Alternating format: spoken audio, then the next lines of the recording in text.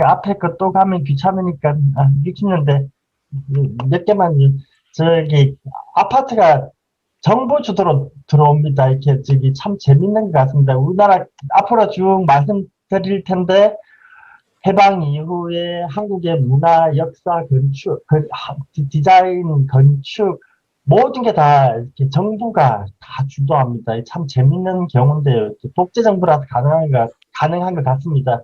나라에서 이렇게 해 그러면 그렇게 가고 그리고 나라에서 아무 말을 안 해도 알아서 그렇게 갑니다. 이제 설설 깁니다. 이렇게 표현하면 이상한데 이제 그 길들이는 방법을 아는 것 같아요. 나라에서 원하는 대로 사람들이 뭔가를 해내게 만듭니다. 이 아파트도 최초로 정부가 주도해서 지어가지고 아무도 안 들어가려고 하는 집을 공무원들 강제로 집어넣어가지고 이렇게 부흥시키고 문화주택 이렇게 뭐 거창한 말로 바뀌면서 사람들의 선망의 대상이 되고요. 뭐, 뭐라 그럴까요? 차차 나오겠습니다만, 이제, 서울이라는 도시 자체가 이제 정부 주도로 쭉 새롭게 개발되고 있습니다. 60년대부터, 60년대 말부터. 지방에서 하도 많이 서울로 돈 벌러 올라오니까 인구 감밀 문제를 해결하려고요. 그리고 이때 아리랑이라는 단어가 참 많이 나오던데, 저는 이게, 꽃신. 아, 아리랑이 왜 유행했는지 혹시 아십니까? 제가 전에 어디서 봤는데, 아리랑이 한 민족의 서로 뭐 그런 얘기를 하긴 하던데. 맞아요. 무슨 저는 그냥 미녀로 알고 있는데, 미녀. 예. 그쵸? 이때 그러니까 이렇게 그냥 구전으로 전해 내려오는. 예. 그냥 그 노래 중에 하나인데 왜 그렇게 저게 꽂혀가지고 이제 60년대 계속 아리랑이라는 말이 되게 유행이 됐던데, 예. 맞아요. 이유를 잘 몰라서요. 손선혜 선생님 정도는 아실래나? 그리고 미국에서 건너 문화들 아직 유교식 전통이 남아있는 사회에서 이렇게 막 욕을 하면서도 미국에서 들어온 거면 일단 좋아하는 시대라고 접어들었습니다. 이제 한국이 50년대 이승만 박사 이후로 미국 문화권에 완전히 들어간 것 같습니다. 그래서 이때 제일 센세이션 했던 일이 뭐 윤복희 씨가 미국 갔다가 한국에 오면서 그, 그 미니스커트를 입고 왔더니 이게 또 대서특필되고 난리가 나서 막 어른들은 저게 뭐 애들 입는 옷이다 뭐 똥구멍 다 보인다 막 뭐라고 하는데 또 데이트가 돼버리고요. 그러니까 넘어가겠습니다. 예. 어백란 씨, 옷, 이렇게 막 뭔가 계속 변화하는 시기인 것 같습니다. 제가 얼마 전에 글을 쓰면서 서양 쪽 글 쓰는 사람들은 다 150년 전, 1850년대부터 뭔가 이렇게 이야기가 시작이 되고, 디자인사가 시작되고, 뭐, 거대한 이벤트가 생기고, 새로운 건물을 짓고, 자동차가 등장하고 그러는데, 딱 100년 넘는 것 같습니다. 이제, 우리나라는 1950년대 이후에서야 그런 변화가 서서히 생기는 것 같습니다. 전통을 파괴해 나가고, 새로운 걸 시도하고, 뭔가 이렇게 과거에 집착하는 사람들도 있겠지만 새로운 걸 계속 받아들이고 이렇게 두 개 문화가 막 서로 섞이는 과정 그런 게 이 해방 이후에서야 시작이 되는 것 같습니다. 그래서 뭐 이것도 지금 아리랑 드레스인데 한복의 미를 훼손해서 실패했다고 막 뭐라고 하지만 사실은 방향은 이렇게 계속하고 있는 것 같습니다. 예. 이 담배는 이야기가 참 재밌는데 어, 담배값이 보면 담배값 변화 나중에 한번 쭉 다시 보여드릴게요. 이때 보면 그 담배라는 게 국가가 독점하는 사업이고 담배값 디자인을 보통 이렇게 어디서 만들죠? 거기서 저기 전매청 예 정부 기관에서 만드니까요. 전매청 지금은 KTNG지만 국가에서 만드니까 당연히 국가에서 원하는 형태의 디자인을 원했을 것 같습니다. 그래서 이거 초창기에 만들 때 서울대학교의 민철홍 교수님이라고 대학 교수가 담배값을 만든다는 게 조금 의아하긴 한데요. 학생 시절이었나? 저쪽에서 전매청에서 연락을 받아가지고 이렇게 담배 시안을 만들어 갑니다. 근데 이렇게 담배 시안들에 나오는 게 제목들 이게 굉장히 그 당시에 시대를 많이 반영하는 그 키워드가 되게 잘 나옵니다. 이때 보면 이 화랑이라는 게 박정희 대통령이 되게 좋아하던 테마였습니다. 경주 개발하고 통일신라 시대가 박정희 대통령이 있던 때는 역사상 가장 위대한 시기라고 이렇게 얘기되는 것 같습니다. 가장 위대한 시기라는 기보다는 뭐라 그럴까, 모든 청년들이 화랑을 본받아서 이 국가를 위해서 목숨을 버리고 싸워야 된다, 뭐 그런 이념적인 선전수단으로 이용되던 것 같습니다. 그것도 그렇고 통일신라가 삼국을 처음으로 통일한 국가, 고구려백자 신라 있을 때 신라가 세계를 통일했으니까 아마 남한도 신라를 본받아서 통일을 해야 된다, 뭐 그런 생각이 좀 있었던 것 같습니다. 그리고 이 시대에 또 적극적으로 부각된 사람이, 역사적인 인물은 박정희 대통령이 제일 존경했던 이순신 장군, 거북선하고 이순신 장군이 6, 70년대 거의 모든 국가 디자인에서 독점적으로 등장합니다. 거북선은 어디에도 빠지지 않고 막 나오고, 이순신 장군 동상 짓기에 굉장히 열심히 하시고요. 전국 각 곳곳에 다 동상을 세워버리니까요. 그리고 남대문, 여기 남대문 있네요. 남대문은 아마 대통령이 취임하고 나서서 역사적인 사이트를 복원하는 작업을 시작합니다. 그때 첫 번째로 수리한 게 남대문으로 알고 있습니다. 그래서 이거 뜬금없이 담배값을 보여드린 게 조금 있으면 나오는 그 다음 담배들하고 비교해보면 되게 재밌는 게 나옵니다. 예. 그리고 건축물입니다. 이게 이제 60년대 접어들면서 경제가 조금 회복되고요. 60년대 초반 경제개발 계획 초창기 실패하고 후반기에 들어가면서 일본에서 한대증 해가지고 차관 받아오고 베트남 전쟁에서 돈을 받아오고 경제 복구를 시작하면서 막 여러 가지 건물들을 함께 짓습니다. 이게 장충체육관은 일본 차관을 받아가지고 지은 건물로 알고 있습니다. 굉장히 현대적입니다. 그리고 넘어갈게요. 이제 김중업 씨가 지은 집, 이희태 씨가 지은 메트로 호텔, 자유센터 김수건 씨가 지은 거. 저 60년대 새로운 건물들이 많이 지어집니다. 이 자유센터 자리에 남산에 원래 국회의사당을 지으려고 이승만 박사가 계획을 하고 있었는데, 이때 공모전까지 다 해가지고 김수건 씨가 당시에 일본의 동경대를 마치고 공모전에다가 작품을 출품했는데 당선이 됩니다. 근데 박정희 대통령이 쿠데타를 일으키면서 판을 싹 엎어버립니다. 그리고 남산의 국회의사당이 아니라 저기 여의도 허허벌판 모래백사장에다가 여의도에다가 땅을 밀고 국회의사당을 새로 만듭니다. 그 국회의사당 이야기가 되게 재밌습니다. 남산 시립도서관, 이게 지금 해방되고 45년 해방되고 50년 전쟁 나고 한 15년 정도 미국인들이 한국에 지원하고요. 미국에서 예산을 계속 준 걸로 알고 있습니다. 60년대까지. 우리나라 정부 예산에서 미국 원조 자금으로 계속 많은 것들이 지어지고 계속 뭔가 받아오는 시기를 한 10년쯤 지나고 나니까 한국의 근대 건축들이 싹 모더니즘 스타일로 바뀝니다.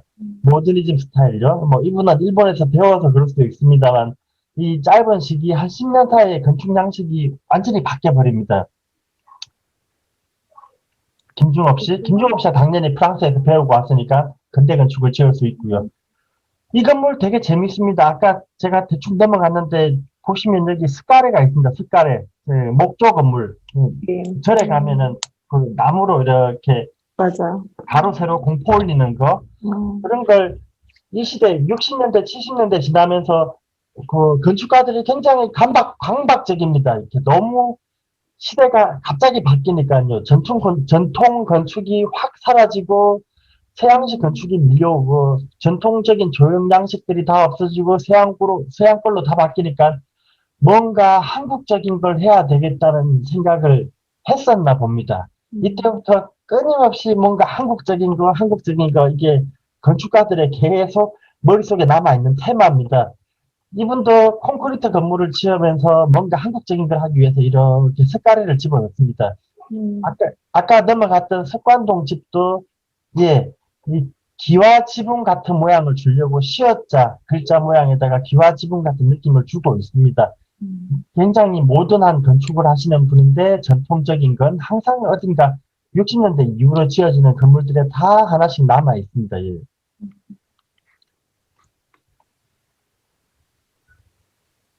아, 유엔 묘지. 이분이 또 저기 67년에 유엔 묘지, 그 6.25 때 참전했던 분들, 그 묻어놓은 무덤인데, 부산에 저기 그 용호동, 그 문둥이 골짜기, 문둥이들 몰려 살던 용호동이라고 있는데, 저기 그, 무슨, 거기가 저기 5, 6도 앞인데요, 거기. 그 언덕 위에 있습니다. 산 위에 있는데, 이렇게 현관 입구를 만들면서, 정문을 만들면서, 전통적인 양식의 엔타시스 양식, 배 흘림 양식이라고 그러는데, 절에 들어갈 때 기둥인데 배가 볼록한 거예요. 배불뚝이 양식, 그렇게 부르기도 하고, 보통 그 일주문에 보입니다. 나무인데 가운데가 뚱뚱합니다. 그 모양 비슷하게 기둥을 만들고, 위에는 공포가 올라가 있는 걸 약간 둥글둥글한 스타일로 이렇게 둘러놨네요. 그리고 지붕 윗부분은 그냥 기와 지붕입니다. 굉장히 전통적인 형태인데 서구 모더니즘이랑 결합이 돼가지고 되게 이쁩니다. 이쁘긴 되게 이쁩니다. 김종업 씨는 그 전통 건축에 대해서 굉장히 고민을 많이 했던 것 같습니다. 고민을 참 많이 했던 것 같은데 좀 이따 나오겠지만 다른 건축가들은 조금 다릅니다. 예. 넘어갈게요. 이런 건 뭐 별로 얘기할 거리가 별로 없는 것 같습니다. 뭐 이런 게 등장하기는 하는데 이게 뭐 새로운 것도 아니고 그냥 미국 거 흉내냈구나, 뭐 모더니즘 흉내냈구나, 저런 게 저기 어디냐 그 독일의 바우하우스에서 온 그 대량 생산된 졸업식 건물 그런 거구나 하는데 사실 딱히 특징도 없고요. 그리고 이게 그 모더니즘의 이상 철골과 유로 지어진 대량 생산 조립된 그런 건물 같지도 않고 아마 벽돌 쌓았을 것 같습니다. 느낌에는. 근데 예 등장하고 있네요. 아, 여기가 재밌습니다. 이제 저기 국립민속박물관. 잠시만요.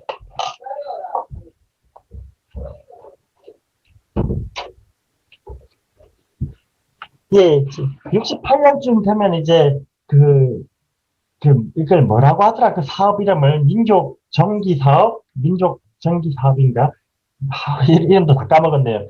정부에서 박물관이랑 미술관, 박물관, 유적지 이런 걸 대대적으로 복원하는 작업을 진행합니다. 이제 그러면서 이렇게 건축가들한테 건축 설계를 건축 설계 경기 공모전 같은 걸 합니다. 이렇게 어떤 건축 설계안을 봤는데 아주 뜬금없는 건축 지침을 내립니다. 건축을 만들면서 이렇게 전통적인 문화재를 결합해가지고 만들라 이렇게 지시를 내립니다. 우리 뭔가 역사적으로 자랑할 만한 우리 민족을 자랑할 수 있는 훌륭한 문화재를 좀 만들어 봐라. 약간 그런 뉘앙스입니다. 6, 70년대 지어진 건물들이 대개가 시멘트 콘크리트로 지으면서 위에는 기와 지붕 올라가고 이거는 황룡사 구청석탑에다가 불국사 계단, 돌계단에다가 뭐 이것저것 해가지고 8개, 9개의 전통 유적지를 이렇게 짬뽕 시켜놓은 건물이랍니다. 갑자기 뜬금없이 정부가 건물을 지으라고 하면서 전통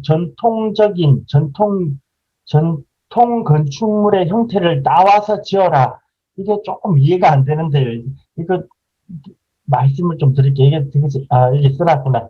불국사, 삼국시대의 기단, 경복궁 근정전 난간, 법주사 팔당전을 올리고, 하엄사 각항전을 또 붙이고, 해가지고 9개 전통 건축물을 이렇게 올라주했다 그러니까 짜집기 해서 만든 건물입니다.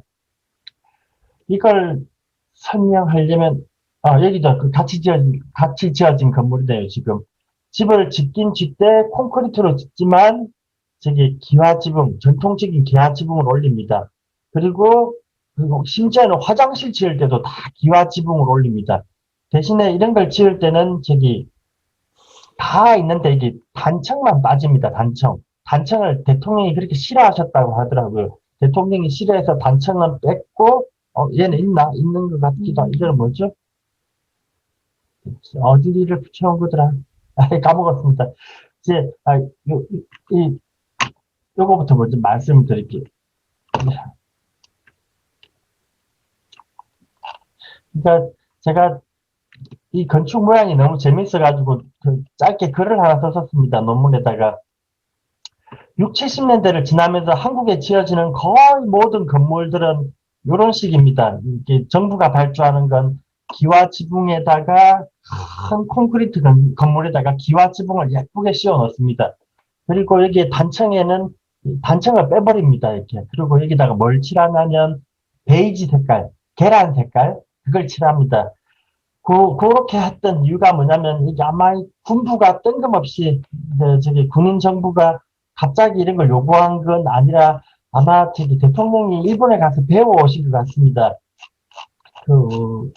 그런 말씀을 드리는 이유가 뭐냐면 일본은 원래 저기 메이지 유신 이후로 자기들 역사를 너무 저기 아시아 역사는 마땅히 버려야 된다. 너무 미개하다. 야만적이다. 그렇게 얘기하면서 서구식 건축물을 엄청나게 도입을 했었습니다. 지난번에 계속 말씀드렸는데. 그래서 자기들이 뭘 지으면 항상 이렇게 르네상스식 아니면 고대 그리스 같은 느낌이 들게 서구식 석조 건물을 많이 베껴옵니다. 그래서 이제 국회의사당 설계를 하는데요.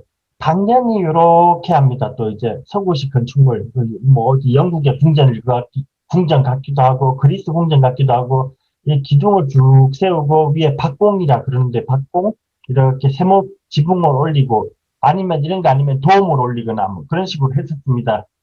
근데 이제 일제가 저기 중반 후반 넘어갈 때쯤 되면서 무슨 일이 일어나냐면 일본의 개항한 도시들에 유럽 사람들이 많이 놀러 왔다고 합니다. 유럽 사람들이 관광으로 오는데 유럽 사람들이 와보니까 일본에 웬걸? 일본의 전통을 보러 왔는데 온통 유럽의 건축물이 있는 겁니다. 일본에서. 얘네들 왜 이러나? 지구를 반바퀴나 돌아서 왔는데 일본 전통 건축물은 없고 온통 유럽식으로 따라하고 있고 그것도 유럽 모더니즘도 아니고 옛날에 막 몇백 년 전에 유럽의 전통 르네상스식 건축물 이런 걸 짓고 있으니까 좀 이상했나 봅니다. 그래서 이때부터 일부 개항한 항구 도시를 중심으로 저기 건축물을 지을 때 전통적인 느낌이 나게 그렇게 지으라고 공고를 하기 시작했나 봅니다. 그래서 이 사람은 국회의사당을 지으면서 남들 하던 대로 당연히 그리스식 건물을 하나 지었다가 그 시대 분위기가 또 전통을 강조하는 시대다 보니까 여기 똑같은 건물에다가 위에 그리스식 지붕이 아니라 일본의 전통 기와 지붕을 이렇게 올리는 작업을 합니다. 예, 이거 참 재밌습니다. 이걸 자기들 말로는 제관양식, 이거 황제의 왕관을 썼다. 그래서 제관양식이라고 부르는데 밑에 콘크리트로 다 짓고 나서 위에다가 일본식 기와 지붕으로 올린 건물을 올립니다. 이런 걸 지어서 이제 저기 뭐다 그러나 새로운 관광 상품을 만드는 겁니다. 일본에 놀러 온 외국인들에게 보여주기 위한 일본의 정체성, 일본의 문화 이런 걸 보여주기 위한 하나의 안이기도 하고 그리고 또 저기 뭐냐 예 여기 있네 지금 딱 관광 상품입니다. 콘크리트 건물을 지으면서 일본 기와 지붕을 그대로 올려놓은 거 이게 지금 보면 우리나라 박물관 짓는 방식하고 거의 같습니다, 이게. 이걸, 저기, 관광 목적으로 그렇게 지은 것도 있고요. 그리고, 좀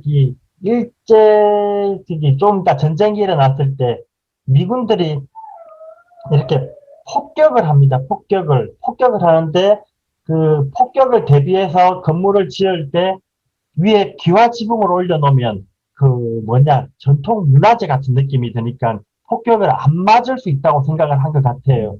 그래서 미군들이 뭐 교도를 공습을 안 한 것 같은데 문화재가 많아서 그런 이유로 일본에서도 그 건물의 지붕에다가 저렇게 기와 지붕을 올려서 마치 전통 건축물인 것처럼 만들고 폭격을 피한 목적도 있었던 것 같습니다. 그리고 또 하나가 더 있었는데, 저기 전쟁 때 즈음돼서 일본에서도 쇠가 부족합니다. 철강제가 너무 부족해지니까 이 그 철강제가 부족한 걸 이 기와지붕으로 많이 했다. 그런 얘기가 있던데 제가 그 내용이 뭔지를 잘 어디다 써놨는데 어디다 써놨더라? 예, 뭐 세 가지 이유가 있었습니다. 예. 그래서 첫 번째는 관광 목적으로, 두 번째는 전쟁 때 폭격 피할 목적으로 약간 위장색, 하늘에서 비행기가 내려다 봤을 때 전통 건물인지 새 건물인지 알 수 없게 하려고, 또 하나는 철강을 적게 쓰려고 그렇게 했다고 얘기 들었습니다. 그래서 일본에서 지어진 건물들이 대개가 이런 식입니다. 1920, 30년대 저기 초창기에는 저기 뭐냐 유럽식으로 막 짓다가 그 약간 민족적인 자긍심, 정체성에 대한 자각도 좀 있고 뭐 여러 가지 이유도 있고 해서 일본식 건물을 지을 때 콘크리트 아니면 석조 건물에 기와지붕을 이렇게 일본식 건물로 짓습니다. 그리고 이 유행이 조금 있다가 저기 아시아 쪽을 막 쳐들어가면서 아시아 각국으로 퍼집니다. 그래서 이 제관 양식이라고 하는 거, 크라운, 임페리얼 크라운, 영어로 그렇게 쓰는데요. 황제의 모자, 그 왕관 양식이라고 하는 게 이제 아시아 각국으로 퍼집니다. 다 얘기 써놨네요. 제가 아까 말씀 못 드릴 때 제대로 말씀 못 드린 거. 철강 공작물 건축 허가제.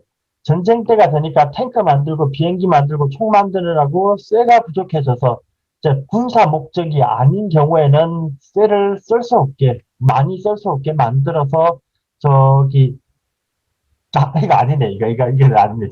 착각했습니다. 제관 양식이 유행을 하다가 이 전쟁이 일어나면서 끝났네요. 쇠를 많이 못 쓰게 해가지고 건축물을 크게 못 지어서 이제 저런 건축물을 더 이상 짓지 않는다라고 써놨네요. 제가 좀 헷갈렸습니다.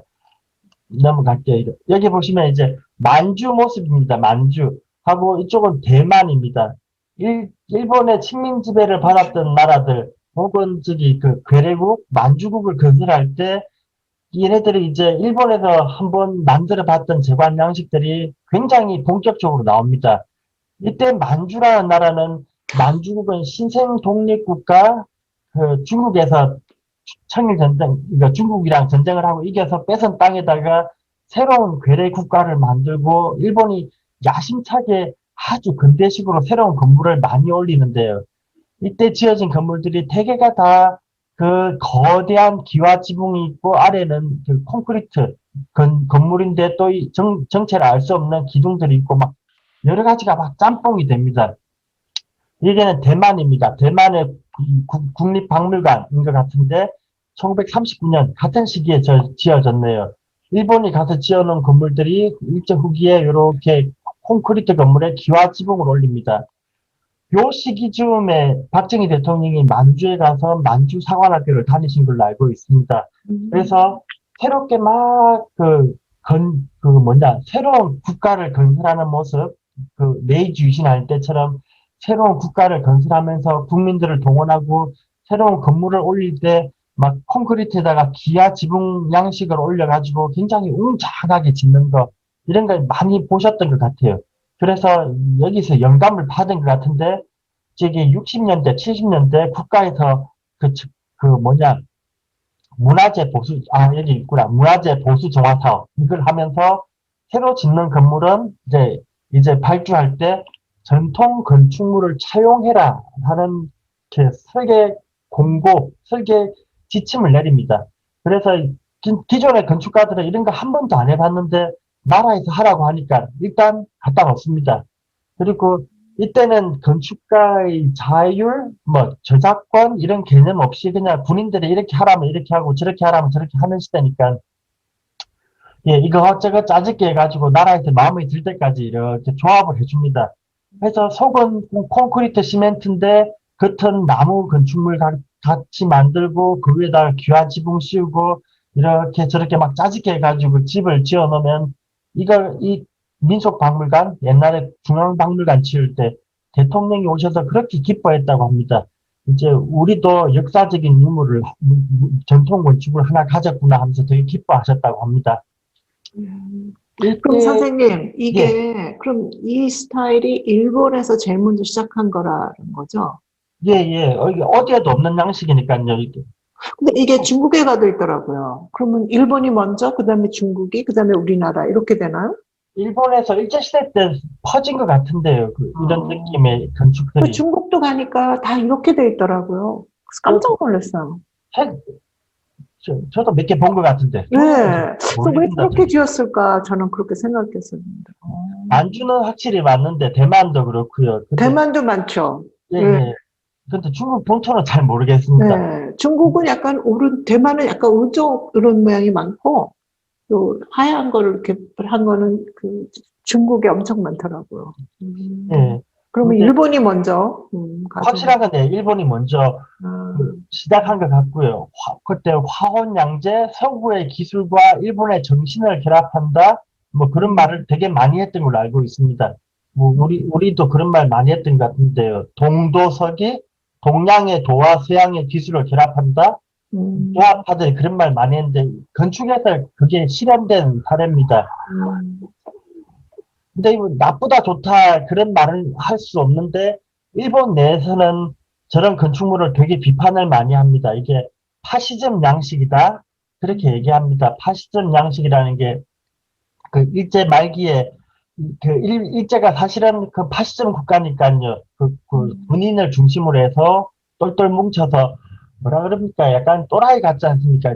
그 독일은 아리아인의 피해 순수성, 아리아인이 인도에서 온 민족인데, 뭐, 그런, 자기들은 뭔가 좀 다르다고 선민사상에 빠져가지고 군인들을 중심이 돼서 국가를 운영하다가 세계를 정복하러 나간다면, 일본은 자기들이 태양의 후손이라고 얘기를 하는 것 같더라고요. 태양의 후손이고, 뭐, 군인들을 중심이 돼가지고 이렇게 아시아를 막 침략하러 나가면서 자기들 민족의 우수성을 강조하기 위한 뭐 그런 것도 좀 있지 않았겠나 뭐 잘 모르겠습니다. 뭐 제정신이 아닌 시대니까요. 어쨌든 이거저것 짜집기 해서 건물을 지어내고 막 많이 만드는데 이게 딱 전형적인 일본의 스타일입니다. 이게 그 일본의 유숙한 1931년 이게 그 일본의 저기 동경에 있는 신사 신사 신사참배, 신사참배. 이름이 뭐 까먹었는데 야스쿠니 신사 이게 신사참배. 야스쿠니 신사 바로 앞에 가면 새로 지어진 유숙한 아마 이게 여인숙 연식이네. 예 그런 것 같은데 이 건물이 지어질 때 보면 이렇게 기와 지붕 모양을 올리고 콘크리트인데 석가래가 이렇게 콘크리트가 남아 있습니다. 남아 있고 돌로 지어지고요. 그리고 학대 보면 색깔이 딱 요 베이지 색깔 요걸 칠해놨습니다. 뭐 우연일지는 모르겠는데 이때 당시에 최첨단 일본의 건물이었습니다. 그리고 제가 이렇게 붙여놨는데 되게 느낌이 비슷하지 않나 이게 색깔이 비슷해서 그런지도 모르겠습니다만 이렇게 하단에는 뭐 화강암 같은 걸로 마감하고 위에는 시멘트를 발랐는데 단층 제거하고 이 그 베이지 색깔, 계란 색깔을 칠하고 위에는 그 콘크리트로 이렇게 기와지붕을 올리는데 마치 목조 건물인 것처럼 만드는 스타일이 너무 유사해서요. 진짜 이런 말 하면 사람들이 싫어합니까? 예, 일본이랑 너무 비슷한데 그러면 뭐 모르겠습니다. 근데 우리나라에서 베이지 색깔이 유행한 건 이 계란 색깔요. 그 새마을 운동 옷도 이 계란 색깔이고 동네 마을의 화장실도 계란 색깔인데 전부 이게 계란색을 쓰는 이유가 저 베이지색을 유경수 여사가 그렇게 좋아하는 색깔이었다고 합니다. 그래서 계란색을 썼다는 이야기도 이제 설마 그랬겠나 싶습니다. 잘 모르겠습니다. 그리고 이 박 대통령이 여기 단청치라는 걸 그렇게 싫어하셨다고 합니다. 이 단청이라는 게 조선시대 무당 색깔이라고 보신 것 같아요. 무당들 아니면 음양오행이라는 것 자체가 약간 정근대적인 거니까 미신적인 거고 망한 조선의 상징이었기도 하고요. 망한 조선에서 그 궁궐에 음양오행 따다가 단청치라고 했는데 이 음양오행을 너무 싫어하셨다고 하더라고요. 근대론자라서 대통령이 싫어하면 당연히 안 짓죠. 대통령이 가서 짓고 나면 가서 열심히 했네 잘했네 한마디 하실 텐데 이렇게 칠해져 있으면 화낼 수 있으니까 안 칠한 것도 있는 것 같습니다.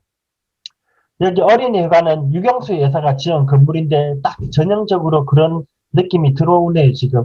크고 웅장한 콘크리트 건축물에 전통 건축물에 이런 그거 조이 죄송합니다. 이게 공포를 만들고 기아 지붕을 올려놨습니다. 이게 이제 우리나라에서 유행한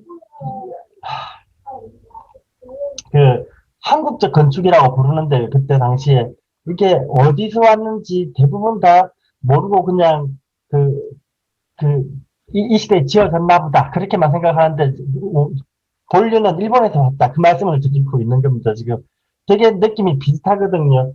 군인이 갑자기 건축에 대해서 왜 저렇게 관여를 했을까라고 생각을 할 수 있는데 사실은 그분들은 만주 국가가 재건될 때 만주 국가가 새로운 독립해서 국가를 세워 나갈 때 현장을 목격하신 분들이라서 일본이 만주를 세우는 과정을 그대로 한국에 또 적용한 것 같다 그런 생각이 듭니다. 그리고 또 이제 이건 여의도 국회의사당입니다. 잠시만요.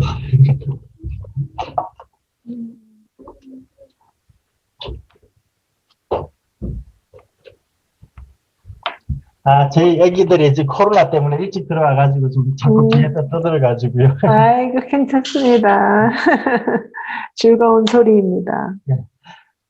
여의도 국회, 제가 왜 대통령이 싫어했다, 좋아했다, 뭐 그런 얘기를 하냐면, 이때는 모든 게 다 대통령 마음에 들어야 됩니다. 맞아요. 그래서 모든 걸 다 보고하고 그분 마음에 들게 만드는 거지, 이게 국민들을 위해서 어떻게 하면 국민들을 이렇게 해줄까, 그런 게 아니라, 이렇게 이 모든 행사, 모든 이벤트적인 구조물은 전부 한 분을 만족시키기 위한 건물들이라서 그렇습니다.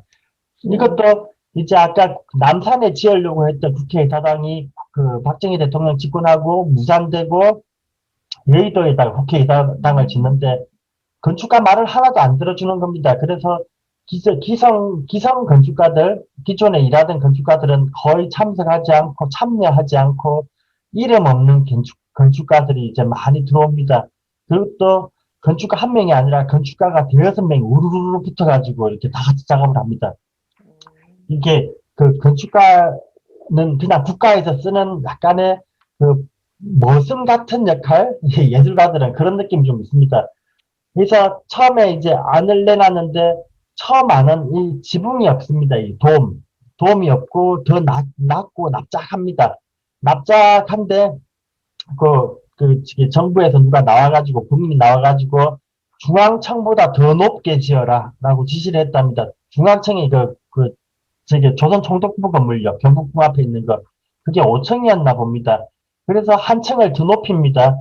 그리고 또 누가 와서 보니까 아마 미국에 와서 본 거가, 백악관, 미국 의사당을 가봤는지 어쩐지, 저기 외국에는 국회의사당에 도움이 있더라. 도움을 올려라. 이렇게 지시를 합니다.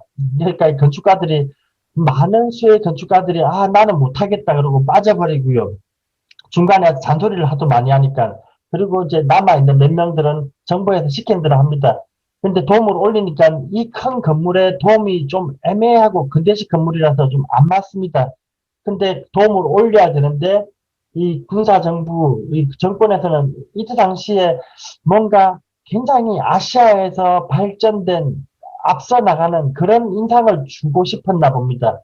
그래서 동양 최대 크기의 도움을 올려라. 그렇게 돼버립니다. 그래서 동양 최대 크기의 돔이 뜬금없이 올라갑니다.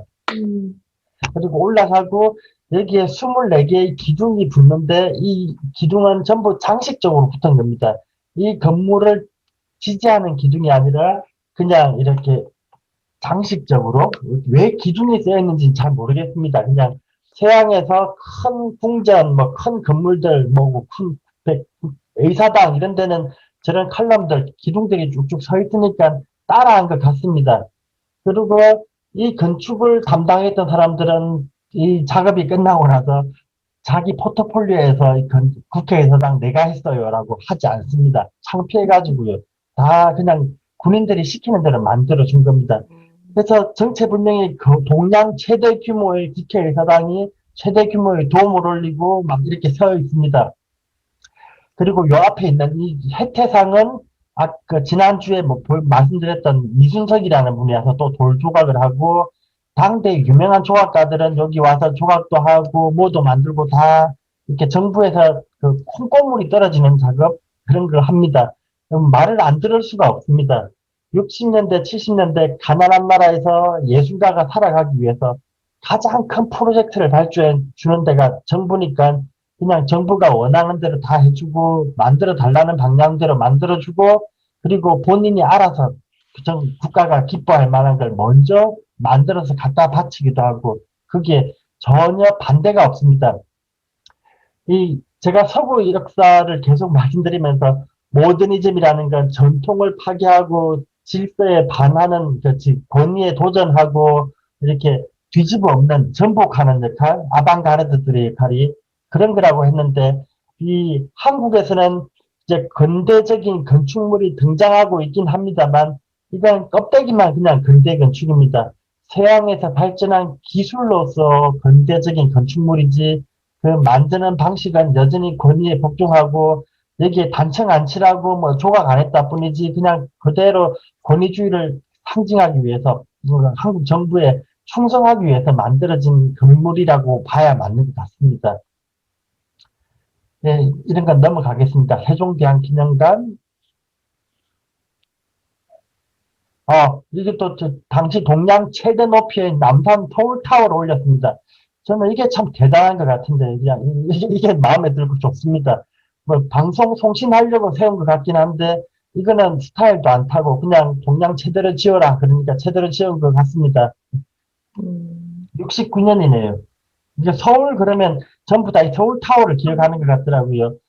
서울에서 외국인들이 와가지고 뭐 이렇게 기억나는 게 애매한 이런 건물 아닌 것 같고요. 이런 건물, 한국을 대표하는 건물이 이런 게 아예 다 빠져버렸습니다. 요즘은 그냥 이런 건 좀, 왠지 좀 이상한 건물? 이제, 이때 당시에는 자랑스러웠던 것 같은데, 없어진, 다 빠져버린 것 같고, 얘가 특히 많이 나왔습니다. 이렇게 서울을 대표하는 건물로, 아까 남산타워요. 69년에 지어진 거. 이게 많이 나왔고, 얼마 전에 보니까, 롯데타워 100층짜리 그거랑 뭐, 동대문 디자인센터, 그걸 많이 뽑았던 것 같은데요. 그 뒤에 또 있구나. 예, 여기 또 있네. 그 유명한 그 건축가가 한 거 아닌가요? 네, 동대문. 이거 김수건입니다. 예. 음, 김수건 씨가 이제 그때 박물관 많이 지을 때 67년, 60년대 후반에 건물을 많이 짓는데 자기도 이제 부여박물관을 짓습니다. 부여박물관을 설계를 맡아가지고 지었는데 이분이 부인이 일본인일 겁니다, 아마. 그리고 동경대 나왔고 일본에서 건축을 배워서 이 사람은 항상 조심하는 게 저런 겁니다. 이제 잠시만요. 구글에서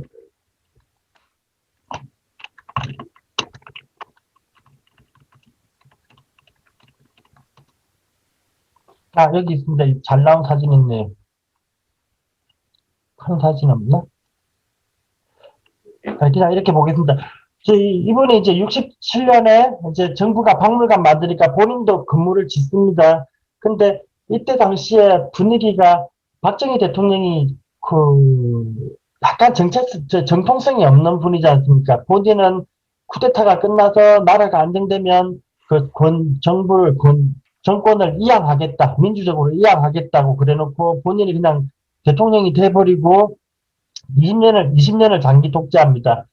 그러면서 이제 약간 정통성이 없다 보니까 늘 민족과 역사를 강조하시는데 그러면서 민족과 역사를 강조하고 한국적인 걸 무지무지하게 강조합니다. 이때 당시에 건축가들이 로이로제에 걸린 게 이 한국적인 겁니다. 한국적인 거. 뭔가 한국적인 걸 하라, 한국적인 걸 하라. 자꾸 그 얘기를 하니까 건축을 지을 때 약간 전통 건축물 옛날 거 따다가 이렇게 저렇게 짜집기를 하는데요. 김수건 씨도 이제 부여박물관을 지으면서 이렇게 전통 건축물 같은 거북선인가? 느낌이 들게, 예? 거북선 모티브예요? 아니, 이렇게 이런 건물을 지어놨더니 이제 외색 시비가 걸린 겁니다. 외색 시비. 외색 시비라는 게 이게 일본의 일본 신사가 이렇게 올라와 있습니다. 일본의 전통 건축물 중에 신사, 그거 죽은 사람들 모시는 사당에 뾰족하게 삐져나온, 이게 직인가 돌인가? 도리와 직이 그렇게 얘기하는 것 같았습니다. 요거랑, 건물 입구가 또 딱 그런 느낌이 듭니다. 건물 입구 사진이, 여기 있구나. 지금 가면 이렇게 그 담쟁이 덩굴 이게 그 아이비가 덮어버렸는데 입구가 이렇게 일본의 일주문 같이 생겼습니다. 이렇게 끝이 살짝 올라가면서 도리와 직이 그렇게 불렀던 것 같습니다. 이런 느낌이 드니까 이제 난리가 납니다. 여기 있구나. 이 신문 기다리겠네. 일본 신사 같다. 근데 본인은 나 백제 문화유산을 보고 만든 건데 라고 얘기를 했습니다. 일단 백제가 일본에 건너갔을 수도 있으니까. 근데 이렇게 일본 신사 같다고 시비가 붙어가지고 결국에는 이 건물에 이렇게 모서리를 잘라내고 지붕을 고쳐가지고 끄트머리 좀 자르고 해서 전통 건축물 비슷한 느낌이 들게 했는데도 불구하고 기아의 박물관으로 쓰지 않고 이제 문화재 연구소인가 지금 그렇게 쓰고 있습니다. 기어이 못 쓰게 됩니다. 이 시대 건축들이 굉장히 특징이 뚜렷합니다. 요것 때문에 시비가 걸린 겁니다. 이렇게 내려온 거예요. 뾰족뾰족한 것들 때문에. 근데 일본 거 같이 보이십니까 혹시? 아니요. 근데 저희 어머니는 저때 부여 모시고 갔더니 저 일본 건물 같이 생겼다 그러시더라고요. 거북선 노젓는 것 같아요. 사실 건축이 동양 건축이 일본 건지 중국 건지 한국 건지 구분도 사실은 안 될 뿐더러 근데 이때는 약간 노이로제가 있습니다. 그래서 일본 거에 대한 배척. 네, 그래서 이게 뭐라 그러나 굉장히 건물을 지을 때 이데올로기가 많이 작용합니다. 그래서 67년에 짓기 시작했는데 수정하다가 결국은 박물관으로 못 쓰고 말아버립니다. 요 꼬다리 요것 때문에 아까 들어간 입구하고 이건 일본 건가요? 예, 일본의 신사입니다. 그거하고 완전히 틀린데. 그리고 이 정권이 좋아하는 건 동양 최대 규모, 동양 최고 규모. 예, 좀 이따가 그런 건물들 많이 짓습니다. 그리고 특히 좋아했던 게 딱 요 스타일입니다. 요 스타일이라서 60, 70년대 정부가 발주해서 지었던 거의 모든 건축물은 다 저렇게 생겼습니다. 이제 다 기억하실 것 같습니다. 심지어는 화장실도 이렇게 생기고요. 여기에 목조 건축 장식 같은 공포가 조금 추상적으로 들어가고 색깔은 전부 베이지 색깔인데 벽면에는 새마을 정신, 근면 자조 협동 새겨져 있고 딱 그게 전형적인 60, 70년대 20년간의 한국의 건축 양식인 것 같습니다. 하고 자, 48번 어떻게 봐야 되나. 재밌는 게 많은데 이게 다 볼 수 있을지 오늘 보다가 안 되면 이제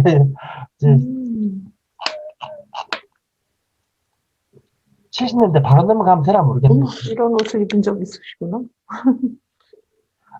이거 재밌습니다. 그냥 사진 재미삼아 보고 넘어갈게요. 이거 박정희 대통령 취임하고 68년입니다.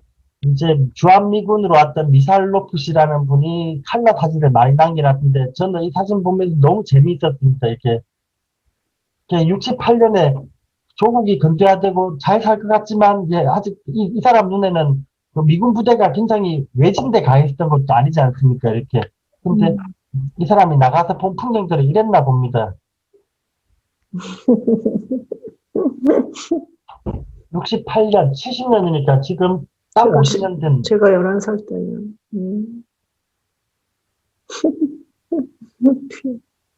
새로 이제 막 개발이 되고 있던 것 같습니다. 이렇게. 이런 동네가 흔했죠. 예. 이제 발전된 데들, 신장로가 다 끼고 차들도 다니고 있는 것 같고, 딱 대충 요런 정도 시대 분위기인 것 같습니다. 지금 제가 말씀드리는 게, 이건 저도 어릴 때 요런 가게들 많았던 것 같은데. 그렇죠. 근데 이 미군은 경기도 쪽에 근무하신 미군인 것 같아요. 네, 그런 것 같은데. 예, 용산에도 이제 있었는데, 그때는 중학교 1학년 때 길이 이렇지 않았거든요. 서울에 계셨었습니까, 계속? 저는 한남동 출신입니다. 예. 그 한남동에 지금이야 뭐 되게 뭐 연예인이 많이 가지만 그 얘기를 한 얘기가 바로 옆이 이태원과 용산 미군 주둔이 있었어요. 예, 예. 그래서 그분들이 나서 사진을 되게 많이 찍었죠. 예. 그 제가 요쪽인데 저희 길은 이렇지 않았거든요. 아, 네, 굉장히 왜냐면 용산의 미군 구지 때문에 그랬던 것 같아요. 자기네 주변은 깨끗이 다졌던 것 같아요. 서울이니까. 그렇죠. 근데 이분들은 아마 경기도 이런 데서 네. 주둔하셨던 미군이 아니었나? 저는 부산에서 부산에도 큰 미군 부대가 있습니다. 딱 부산의 한가운데 용산기지처럼 하야리아 부대라고 있는데 굉장히 큽니다. 그 주변에 기지촌이 있고, 근데 느낌이 저는 나이가 어린데도 느낌이 되게 비슷한 것 같아서. 아, 이거랑요? 예, 어릴 때 놀던 분위기가 딱 요랬던 것 같습니다. 부산이 좀 발전이 덜 됐으니까, 여기 그 산에 올라가면 이렇게 물 내리는 데 있고, 예. 논밭은 별로 못 봤는데, 이 사람은 논밭이 많네요, 지금 뭐가. 예, 부산은 논밭이 별로 없었겠죠, 그렇죠? 예, 예. 이런 버스를 타고 다녔구나. 이 담배 요거는 기억난다. 이렇게 팔았던 게. 귀엽다. 예, 버스. 이거 넘어가겠습니다. 그냥 사진들이. 네. 꿈만 같다. 저런 데 있었다는 게. 이런 것도 기억 다 나는데. 아, 예. 70년대. 중고등학교 때. 이때 박정희 대통령 때 대통령은 그렇게 예술에 조예가 없으셨던 것 같고요. 이때 당시에 제일 많은 역할을 했던 분이 이분입니다. 김종필. 김종필? 오, 이분이. 예, 총리가 이분이 자기는 르네상스 정치인 그렇게 스스로를 부릅니다. 예술에 굉장히 조예가 깊었다고 하더라고요. 그래서 일요일 되면은 화가회에 가서 종로에 있는 무슨 화방에 가서 화실에 가서 그림도 그리고 이분이 거의 대부분 문화예술 정책을 다 주관하셨던 분입니다. 김종필 국무총리였던 것 같은데. 예. 그리고 뭐 이분 집에 르누아르 그림 원화가 한 점이 있다. 뭐 그런 소문이 돌았고 이분이 서울 시내 동상을 전부 다 세운 분이고 미술가들한테 어마어마하게 돈을 줘가지고 숙제시켜서 민족 기록하라는 작업도 하고 어쨌든 우리나라 근대 초기의 문화예술 정책은 전부 이분이 다 만든 것 같습니다. 죄송합니다. 이때 당시에 예술가들 동원해가지고 민족 기록하라고 혁명을 미화하고 찬양하는 작업을 하는 일도 이분이 하셨고요. 서울 시내에다가 이순신 동상 세운 분도 이분 아이디어입니다. 예. 이순신 동상, 유관순 동상, 김유신 동상 쫙 사람들한테 기부받아가지고 다 갖다 세우고, 예, 그런 일을 하셨습니다. 그리고 이순신 동상은 첫 번째로 박정희 대통령이 돈을 내가지고 기부를 하셨고요. 제일 존경하는 분이니까. 이거 나온 김에 이걸 볼까요? 저걸 볼까요? 이거 지금 시간이 53분. 요건 다음 주에 볼게요. 다음 주에 양이 많으니까. 만화나 조금 보여드리고 하겠습니다.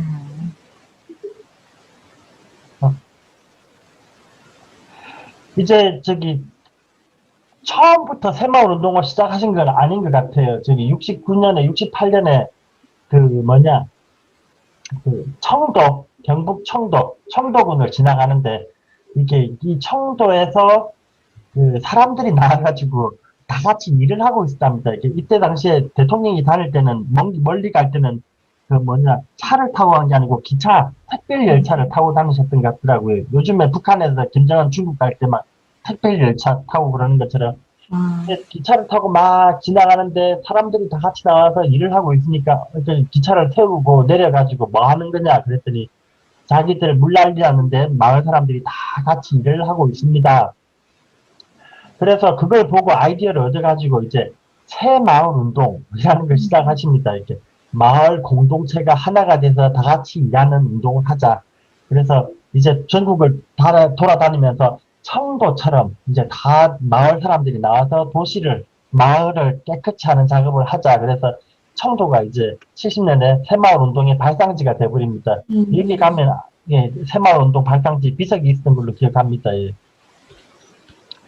그러면서 이 저기 새마을 운동 노래를 대통령이 직접 지었다고 하셨던가요? 그랬던 것 같은데 저기 그 테마가 마을길도 넓히고 초가집도 없애고 그러면서 거의 아침마다 불러내 가지고 청소시키고 그 게으름을 없앤다 그러면서 겨울에도 일시키고 예, 아침에 일단 깨우지 않습니까? 사이렌 울려가지고 이장이 불러내서 그 깨워서 청소시키고 이때 제가 50년대 말에 라디오 보급 운동 한다고 시작했다 그랬지 않습니까? 전국 곳곳에다가 한 집당 라디오를 하나씩 다 밀어넣습니다. 그러면 그러니까 사람들이 할 일이 없으면 라디오를 켜면 계속 오늘은 대통령이 뭐 하셨고 오늘은 각하께서 뭐 하셨고 나라에서 뭘 해야 된다고 하고 뭐 이렇게 통제가 되는 사회, 약간 세뇌가 되는 그런 시대인 것 같습니다. 그리고 지금 각 지방에다가 가난을 없앤다는 이유로 전통적인 초가집들 다 뜯어내고 슬래트 지붕 올리고 그 당시에 표준 도면이라고 이렇게 그 문화주택이었나? 문화주택이 맞는지 잘 모르겠습니다. 시골에 가면 양옥집이 다 똑같이 생겼습니다. 그냥 도면 주고 새로 집을 짓는데 나라에서 시멘트를 막 갖다 주는 겁니다. 그냥 나라에서 각 지자체별로 시멘트를 보내줘서 시멘트를 누가 더 많이 썼나? 더 많이 쓴 데는 또 보내주는 겁니다. 그래서 지자체들이 시멘트 받아와가지고 그냥 막 바릅니다. 이제 도시가 바뀝니다. 이렇게 전통적인 도시 그 마을의 모습이 이제 시멘트를 무한정 보내주니까요. 지금 보시면 땅을 다 갈아엎고 시멘트를 발라버리고 이 재래식 흙 아궁이를 또 다 걷어내고 시멘트를 발라버립니다. 집에다가 그냥 시멘트 바르고 지붕 초가지 걷어내고 해서 하면서 이 마을의 모습이 바뀌기 시작합니다. 이때 이제 새마을 운동은 그 아까 박물관 같은 건 이제 기념비적인 거니까 대도시에서 위로부터 변화가 생기는 그러면 새마을 운동은 이제 아래로부터 생활 문화가 근본적으로 변하기 시작합니다. 이게 60년대 말 70년대 모습인 것 같습니다.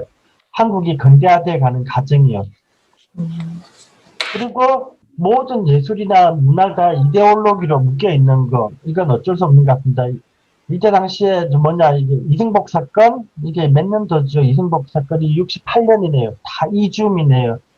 68년에 저기 강원도에서 공비가 들어와 가지고 잠자던 그거 뭐 이승복을 이벌 찢어 죽였다 그랬나요? 맞나요?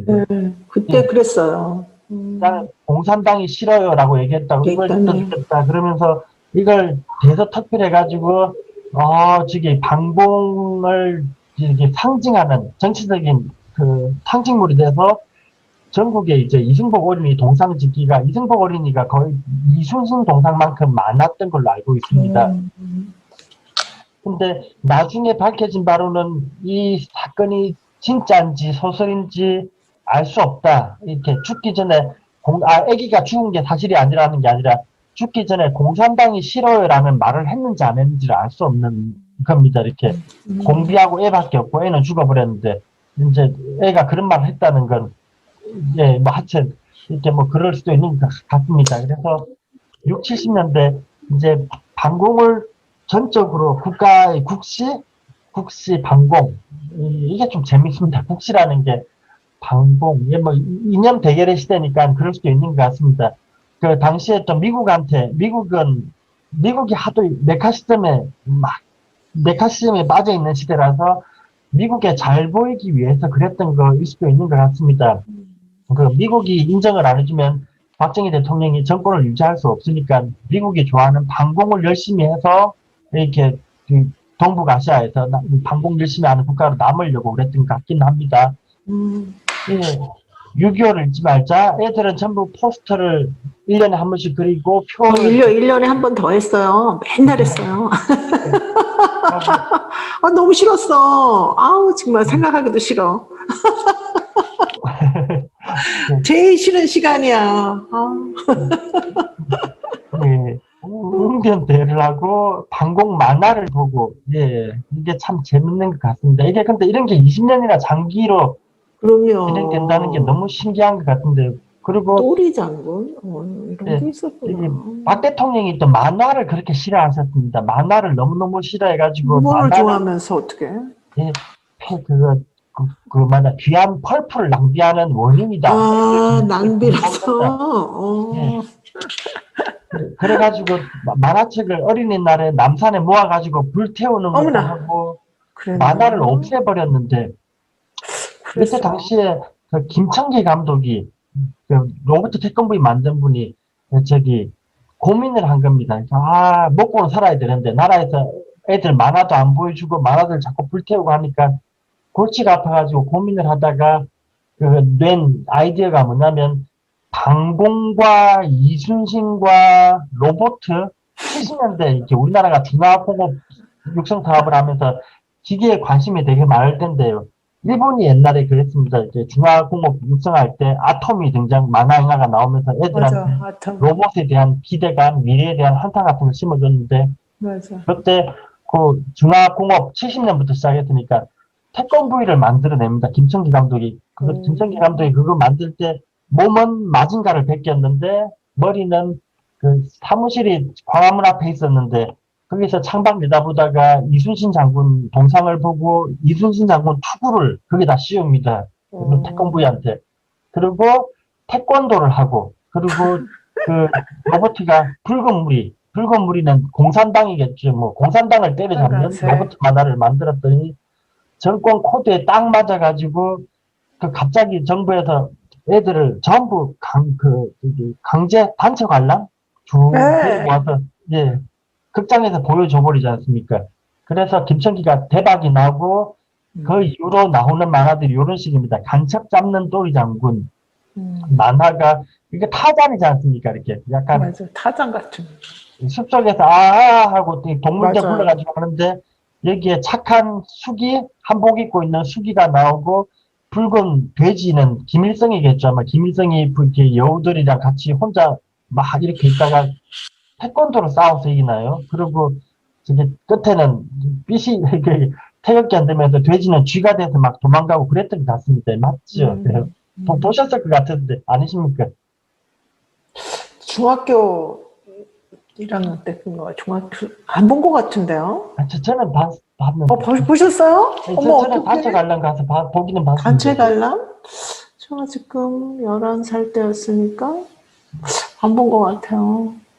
그러니까, 저희는 만화 가게가 있었던 것 같은데, 그때까지. 저기 몇 년도더라. 만화를, 어떻게 했냐면, 단행본 만화를 없애버립니다. 그래서 나온 게 뭐냐면, 잔머리를 굴려가지고 출판사들이 소년중앙이라는 소년 매거진을 만들면서, 맞아요. 거기에 별책 부록으로 끼워주는 겁니다. 만화책을 못 파니까. 만화는, 그 잡지를 팔면서 서비스로 주는 만화. 그러고 나서 대통령 돌아가시고 80년 넘어서 이제 만화 인가를 제일 먼저 받은 게 유경재단입니다. 이제 유경재단 박근혜 대통령 있던 유경재단이 받아서 보물섬이라는 만화를 첫 번으로 다시 만든 기억나요, 그건요, 기억나요. 그 중간에 아버지가 만화를 금지시키고 딸이 처음으로 이제 만화를 또 처음으로 출판을 냅니다. 그랬구나. 그 이외에는 다 별책 부록입니다. 만화들이 제대로 만화만 따로 나온 게 아니고 아니면 해적판이거나 그렇습니다.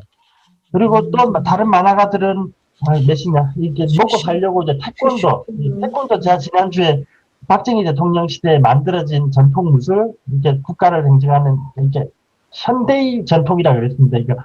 그거 태권도로서 빨간 무리를 붉은 무리를 해치운다 그런 것 같습니다. 전부 태극이 테마네요. 태극, 태권 이런 거 되게 좋아하네요. 그리고 적은 항상 붉은 물이 있습니다. 이때가 태권브이 때라고요? 나오네, 태권. 예. 이건 대히트지 않습니까? 대히트. 예. 전 여기 떠나서 이제 한국을 떠났죠, 저는. 이렇게 빨리 나오신 겁니까? 네, 79년도 말에 나왔어요. 예. 태권브이가 목 밑으로. 저 그래서 매해 방공교육 받으러 갔었어요. 예. 정부에서 불러갖고, 그 여건이, 그 일반 여건이 안 나올 때여갖고, 특수 여건이거든요. 그래서 그거 들고 해마다 가서 방공교육 받았죠. 이때 나왔구나, 로버트 태권브이가. 마징가 제트도 이때 나온 거야. 근데 이제 70년대 말입니다. 이렇게 만화 영화가 다시 조금 살아날 때쯤 너무 정부에서 꽉 눌러가지고 거의 죽어 있다가 만화 영화가 대충 살아날 때 후반기 가서 이때 가면 이제 우리나라가 자체적으로 만화 산업이 다 죽어가지고 하는 일이라는 게 전부 일본 거 베끼는 겁니다, 지금. 이거 일본의 캐릭터, 그랜다이즈 그대로 베껴놓은 거. 이거 일본 만화 그대로 베껴놓은 거. 이거 일본의 간담 그대로 베끼고, 이거는, 지금, 이게 뭐였더라. 일본 만화를 그냥 그대로 베낍니다. 심지어 독수리 오영재 같은 경우에는 일본의 만화 내용에 만화용은 그 캐릭터만 베끼는 게 아니라 스토리랑 내용을 싹 다 베껴버립니다. 그냥 대놓고. 예. 만화 사람이 다 죽어버린 거죠. 그리고 테마는 전부 그거고, 방공이고, 아니면 국가에서 원하는 방향으로 애들한테 보여주고 싶은 것만 보여주는 시대. 이렇게 문화라는 게 완전히 통제되어 있고, 억압되어 있고, 건축도 아까 말씀드렸지만, 나라에서 원하는 것만 지어주고, 아니면 시멘트 보내가지고, 그냥 경쟁하듯이 막 시멘트 갖다 바르고, 그래서 우리나라 근대의 모습은 조금 좀, 예, 시작이 조금 좋지 않았던 것 같습니다, 예. 혼동이죠, 혼동. 가방. 그러면 이 당시 일본은 이제 만화가 많이 성장해 있었나요? 일본은? 예, 예. 일본은 좀 있으면 이제 80년대 넘어가면 전 세계에서 제일 잘 나가는 그 자파니메이션, 애니메이션.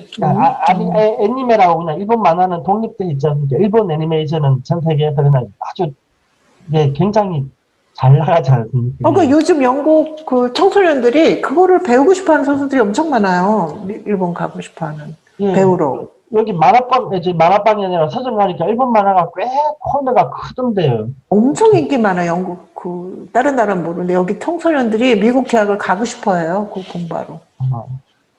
한국은 90년대까지 올림픽 이전까지 그냥 일본 만화가 다 점령했던 것 같은데, 일본 거를 다 베낀 거구나. 예, 우리 만화가들은 돈이 안 되니까 전부 일본 만화 이렇게 불법으로 유통시켜가지고 봤던 걸로 저는 어릴 때 그렇게 봤습니다. 예. 그 500원짜리 조그맣게 불법 복제해놓은 만화 그거 봤는데.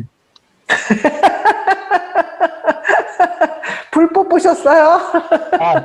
일본 만화가 허가가 안 되니까 거기 일본 만화에다가 한글로 번역해가지고 걔네가 그냥 대량으로 어떻게 했나 보더라고요. 그래서 팔았습니다. 예.